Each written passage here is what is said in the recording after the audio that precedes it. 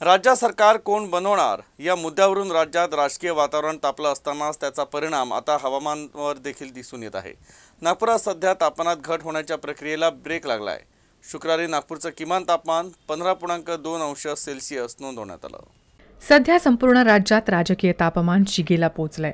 जनतेकडून मिळालेल्या मतांमुळे विधानसभा निवडणुकीत कोण बाजी मारणार आणि राज्याचा मुख्यमंत्री कोण होणार याकडे सर्वांचं लक्ष लागलंय। राजकीय पाऱ्यानं उच्चांक गाठल्यानं नागपूर आणि विदर्भातील हवामानावर परिणाम झालाय। या आठवड्याच्या सुरुवातीला किमान तापमानात सातत्यानं घट होत असताना आता किमान तापमानात वाढ होते।